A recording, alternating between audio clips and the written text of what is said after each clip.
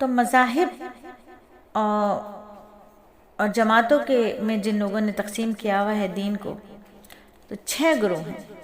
Number 1 مسلمان، جو کہ نبی صلی اللہ علیہ وآلہ وسلم کی اتباع کرتے ہیں اور قرآن پر ایمان رکھتے ہیں۔ نمبر 2 یہودی، جو حضرت موسیٰ علیہ السلام کے امتی ہیں، اصحاب تورات ہیں۔ عیسائی، جو حضرت عیسیٰ علیہ السلام کے امتی ہیں، اصحاب انجیل ہیں۔ سابی کہا جاتا ہے، یہ ایک فرقہ ہے جو حضرت ابراہیم علیہ السلام کے زمانے میں تھا، ستاروں کی عبادت کرتے ہیں۔ مجوس، یہ آسمانی مذہب کے پیروکار نہیں ہیں، بلکہ یہ سورج، آگ اور راکھ کی پرستش کرتے تھے۔ مشرک، بتوں کی پوجا پاٹ کرنے والے، ان میں سے 5 فرقے شیطان کے ہیں اور صرف پہلا فرقہ رحمان کا ہے، اور ان فرقوں کے درمیان قیامت کے دن فیصلہ کیا جائے گا۔ حضرت ابراہیم علیہ السلام نے اللہ کے حکم سے بیت اللہ کی تعمیر کی اور اس کے بعد جبل ابی قیس پر کھڑے ہو کر حج کا اعلان کیا۔ اللہ تعالیٰ نے اپنی قدرت کاملہ سے یہ اعلان ارض و سما میں رہنے والوں تک پہنچا دیا اور ہر کسی نے اسے سن لیا۔ حج اور شاعر حج کی مناسبت سے یہ بھی بتا دیا کہ اللہ کے محارم کی تعظیم کی جائے، ایمان کی علامت ہے یہ۔ جیسے نیکوں کے ساتھ کرنے میں اجر عظیم ہے، اسی طرح اللہ کی حرام کی ہوئی چیزوں اور اعمال سے بچنے میں بڑا ثواب ہے۔ حقیقی مومنین کی 4 علامات ہیں: اللہ کا خوف، مصائب پر صبر، نماز کی پابندی، نیک مصارف پر خرچ کرنا۔ اور جانوروں کی قربانی کا حکم دینے کے بعد بتایا کہ ان کا گوشت اور خون اللہ تک نہیں پہنچتا، بلکہ اللہ تک تو بندوں کا تقویٰ پہنچتا ہے۔ آیت نمبر 37۔ اور جس کے دل میں تقویٰ ہوگا وہ گناہوں سے بچے گا اور نیک اعمال صرف اللہ کی رضا کے لیے کرے گا۔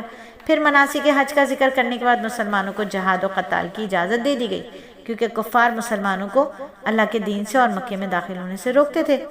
تو ابتدا میں تو چونکہ صبر اور عفو اور درگزر کی تلقین کی جاتی رہی، لیکن جب مدینے میں مسلمانوں کے قدم جم گئے اور ان کی طرف سے تحمل اور برداشت کے رویے کے باوجود مشرکین کی شرارتوں اور زیادتیوں کا سلسلہ جاری رہا، تو اب انہیں سورہ حج کی آیت نمبر 39 کے ذریعے قتال کی اجازت دے دی گئی۔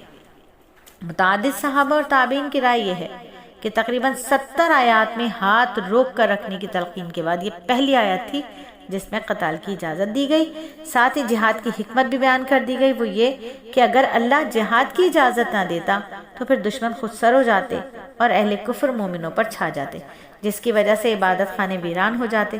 لیکن انہیں اینٹ کا جواب پتھر سے ملنے کا ڈر ہوگا تو اس اقدام سے پہلے 100 بار سوچیں گے۔ افسوس کہ آج کفار کو مسلمانوں کی طرف سے نہ اقدام کا ڈر ہے نہ دفاع کا یقین ہے، اس لیے وہ جنگلی درندوں کی طرح اسلامی ممالک کو رونتے چلے جا رہے ہیں۔ پھر دوسرے انبیاء کی طرح نبی صلی اللہ علیہ وآلہ وسلم کی بعثت کا مقصد اور دعوت کا پہنچانا تھا۔ پھر آیت نمبر 49 میں آپ اپنے مقصد کی تکمیل میں لگے رہے اور مشرکین تمسخر اڑاتے رہے، انکار کرتے رہے، آپ کی دعوت میں شبہات پیدا کرنے کا کام کرتے رہے۔ ہر نبی کے ساتھ یہی معاملہ ہوتا ہے۔ دوسری طرف اللہ کا بھی دستور ہے کہ وہ شیاطین کے پیدا کردے وساوس اور شبہات کا ازالہ کرتا رہتا ہے۔ آیت نمبر 53۔ اور آج بھی اہل مغرب زمانہ قدیم کے شیاطین کے طریقے کو زندہ رکھے ہوئے اور ذرائع ابلاغ کے ذریعے اسلامی عقائد اور تعلیمات میں وسوسہ انگیزی کرتے رہتے ہیں۔ پھر قدرت الہیہ کے دلائل بیان کرنے کے بعد کفار کے معبود اور باطلہ معبودوں کی تردید کرنے کے بعد دوبارہ تشریعی احکامات کی جانب سورہ حج میں کلام کا رخ مڑ جاتا ہے اور اہل ایمان کو جہاد فی سبیل اللہ، اقامت الصلاۃ اور ادائیگی زکوٰۃ کا حکم دیا گیا، اور انہی احکام پر سورہ حج کی تکمیل ہوتی ہے۔ فرمایا کہ اور اللہ کے راستے میں جہاد کرو جیسا کہ جہاد کا حق ہے، اس نے تمہیں اپنے دین کے لیے منتخب کر لیا ہے اور تم پر دین کے معاملے میں کوئی تنگی نہیں رکھی۔ اپنے باپ ابراہیم کے دین کو مضبوطی سے تھام لو، اس سے پہلے بھی تمہارا نام مسلم رکھا گیا تھا اور اس قرآن میں بھی، تاکہ یہ رسول تمہارے لیے گواہ بنے اور تم لوگ دوسرے لوگوں کے لیے گواہ بنو۔ لہٰذا نماز قائم کرو، زکوٰۃ ادا کرو، اللہ کی رسی کو مضبوطی سے تھامے رکھو، وہ تمہارا رکھوالا ہے، دیکھو کتنا اچھا رکھوالا ہے اور کتنا اچھا مددگار۔ بس نبی صلی اللہ علیہ وآلہ وسلم اپنی امت کے مومنین کے حق میں انشاءاللہ گواہی دیں گے۔ یہ لوگ ایمان لائے تھے اور مسلمان دوسرے کو امتوں کے بارے میں گواہی دیں گے۔ الحمدللہ ہماری سورہ حج بھی مکمل ہوئی اور یہیں ہمارا پارہ نمبر 17 بھی مکمل ہوا۔